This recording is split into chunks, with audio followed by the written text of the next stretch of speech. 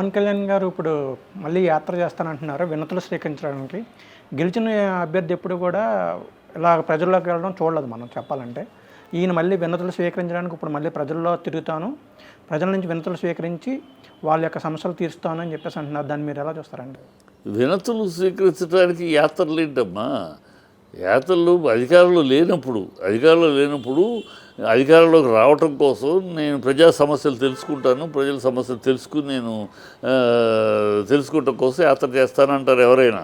అది రీజనబుల్ కూడా. అధికారంలో లేని కనుక మనకి ఏమిటి తెలియవు, ఎలా ఉన్నా ఏంటో తెలియవు కనుక ప్రజల్లోకి వెళ్ళి తెలుసుకుంటామంటాం.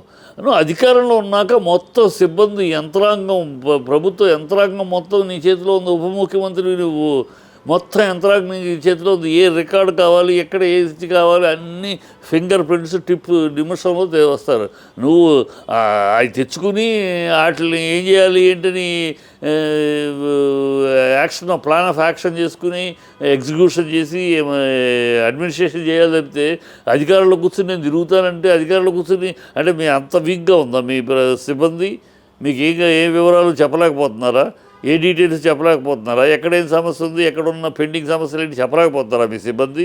అంటే మీ ప్రభుత్వ యంత్రాంగం అంత వీక్గా ఉందా అని నవ్వులాటగా ఉంది మాట్లాడటం.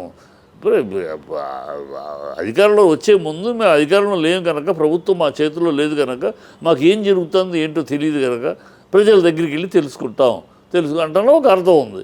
నువ్వు అధికారంలో ఉన్నావు, ఇప్పుడు ప్రభుత్వ యంత్రాంగం మొత్తం నీ చేతిలో ఉంది. పోలీస్ వ్యవస్థ అవ్వచ్చు, ఐఏఎస్ వ్యవస్థ అవ్వచ్చు, అడ్మినిస్ట్రేషన్ అన్ని రంగాలు మీ చేతుల్లో ఉన్నాయి. ఎక్కడేం జరుగుతుంది, ఎక్కడేం చెయ్యాలి, ఎక్కడ మా ఉన్న సమస్యలు ఏంటి, లోపాలేంటి, ఏ సరిదిద్దాలి, it is in your fingertips, it is in your room. You can call for meetings and వాళ్ళని పిలిచి ఆ కన్సర్న్ ఆఫీసర్ని పిలిచి అవన్నీ టకటకనే చేసేయాలి. కానీ ఆ పని చేయకుండా నేను తిరుగుతానంటే మళ్ళీ ఒక రోడ్ షో చేస్తారా అని? అధికారంలోకి వచ్చి షో చేయడానికి అధికారంలోకి వచ్చింది, పని చేయటానికి. ఇవన్నీ ఏదో ఏం వింతగా ఉన్నాయి వాళ్ళ మాటలు, వాళ్ళ తీర్లు అన్నీ కూడా ప్రజలే తెలుసుకోవాలి. చాలా వింతగా ఉంది ఈ కాంబినేషన్. వాళ్ళేమో మొన్నటిగా ఎన్నికల ముందు కూడా అంతేలే. ఎన్నికల ముందు చంద్రబాబు తిట్టకుండా తిట్టాడు పవన్ కళ్యాణ్. మోడీని పాసిపోయి లడ్డూలు తిట్టాడు. ఆ తర్వాత మళ్ళీ పవన్ కళ్యాణ్ చంద్రబాబు మోడీని ఇష్టం వచ్చాడు తిట్టాడు. టెర్రరిస్ట్ అన్నాడు, మోడీ కేడీ అన్నాడు, వాళ్ళ ఫ్యామిలీని తిట్టాడు, నువ్వు ఈ దేశంలోనే ఉండడానికి పనికిరాడు అన్నాడు, రకరకాలుగా తిట్టాడు. అలాగే మోడీ చంద్రబాబు లాంటి అవినీతి ముఖ్యమంత్రి దేశంలోనే లేడన్నాడు. ఇలా ఒకళ్ళు బీభత్సంగా తిట్టుకున్నారు. అమిత్ షా మీద రాళ్ళు విసిరి అద్దాల బాగులు కొట్టించాడు చంద్రబాబు. ఎన్ని అసహ్యంగా ఒకళ్ళొకళ్ళు తిట్టుకుని, ఒకళ్ళ మీద కారాలు మిరియాలు నూరుకుని, ఒకళ్ళ మీద ఉమ్మూసుకుని, ఆ తర్వాత ఎన్నికల టయానికి మేమంతా ఒకటి మమ్మల్ని మా కూటమి అన్నారు. ప్రజలు అన్నీ విన్నారు, అన్ని కళ్ళారు చూశారు, మళ్ళీ ఈ కూటమిని అంగీకరించారు. అది వాళ్ళ అదృష్టం అనుకోవాలంతే. ప్రజలు నిందించడం కన్నా వీళ్ళ అదృష్టం. ప్రజలు వీళ్ళ మాటల్ని, వీళ్ళ బూటకపు వేషాలని నమ్మేసి ఎట్లా వీళ్ళు కలిసి ఉంటారు. ఇప్పుడు అతను సమస్యల్లా ఎందుకు ప్రయాణం అంటున్నాడు ఆయన? అతన్ని దాటుకుని ఎక్కడ లోకేష్ వెళ్తాడో. చంద్రబాబు ఇప్పుడు 5 ఏళ్లలో లోకేష్ను ముఖ్యమంత్రి చేయటానికి పావులు కదుపుతాడు నెక్స్ట్ తర్వాత. ఎందుకంటే తనకు 80 ఏళ్ళు ఎన్నికలు నెక్స్ట్ వచ్చేటప్పటికి 80 ఏళ్ళకి తను యాక్టివ్ పాలిటిక్స్ చేయలేడు, వెనకుండి నడిపించాల్సిందే. సో వెనక తన వారసుడుగా, పార్టీ అధ్యక్షుడిగా, రాష్ట్ర నాయకుడుగా, రాష్ట్రానికి తన తర్వాత కాబోయే వారసు ముఖ్యమంత్రిగా తయారు చేయాలి. సో తయారు చేయడం కోసం పవన్ కళ్యాణ్ని అలా ఎంత తగ్గించకపోతే లోకేష్ ముందుకు వెళ్ళలేడు, లేకపోతే పవన్ దాటుకెళ్ళిపోతాడు. కనుక పవన్ దాటుకుని వెళ్లకుండా పవన్ ఏదో రకంగా ఆపి నొక్కి తొక్కి లోకేష్ని ముందుకు పంపించాలి.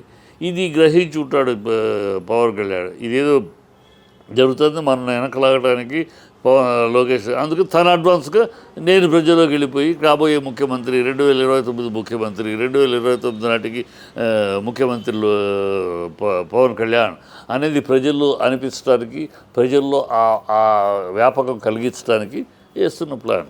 ఇది జనసేన ప్రాబల్యం పెంచుకోవడం కోసం తప్ప ప్రజల సమస్యలు తీర్చడం కోసం కాదని కాదు. జనసేన ప్రాపకం పెంచుకోవడానికి తను కాబోయే 2029లో కాబోయే ముఖ్యమంత్రి పవన్ కళ్యాణ్ అని ఇప్పటి నుంచి ప్రజల్లోకి తీసుకెళ్తారు.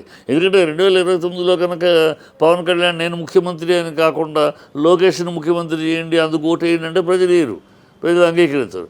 సో పవన్ కళ్యాణ్ ఇప్పుడు అయితే చంద్రబాబు సీనియారిటీ కనుక ఉప ముఖ్యమంత్రిగా అంగీకరించారు కానీ రేపు లోకేష్ ముందు కూడా ఈయన ఉప ముఖ్యమంత్రి లోకేష్ ముఖ్యమంత్రి అంటే ప్రజలు అంగీకరించరు. కనుక అది ఆ ప్రాపకాన్ని పెంచుకోవడానికి ప్రజల్లో టూర్ మొదలైతే ప్రజల్లో కాబోయే ముఖ్యమంత్రి 2029 సీఎం అని ప్రజల ద్వారా అనిపించడానికి, తన అభిమానుల ద్వారా అనిపించడానికి అలా ప్రజల్లో అది ఆ మాటని కాబోయే సీఎం పవన్, కాబోయే సీఎం అనే పవన్ అనే మాటని ప్రజల్లో బాగా విస్తృతంగా ముందుకు తీసుకెళ్ళడానికి కోసం తద్వారా ఇప్పటి నుంచి మొదలెడితే ఆ టయానికి ఇంకో మాట ఉండదు, ఇంకొక మాట అట్టడానికి కూడా అవకాశం ఉంటుంది చంద్రబాబుకి. అందుకని తొందరపడుతున్నాడు. లేకపోతే చంద్రబాబు ఇది కూడా ఒక రకంగా రాజకీయంగా మంచిది. రాజకీయంగా పవన్ కళ్యాణ్ తొందరపడి తను ముఖ్యమంత్రిగా కాబోయే ముఖ్యమంత్రిగా తను తన శ్రేణులతోటి ప్రజల ముందుకు తీసుకెళ్ళకపోతే లోకేష్ వచ్చేస్తాడు. లోకేష్ చంద్రబాబు ముందుకు తీసుకెళ్ళిపోతే అప్పుడు క్లాష్ వస్తుంది. అప్పుడు మళ్ళీ ముందే తను అడ్వాన్స్ అయిపోతే తను రేసులో ఫస్ట్లో ఉంటాడు, ప్రజల దృష్టిలోనూ ఫస్ట్లో ఉంటాడు.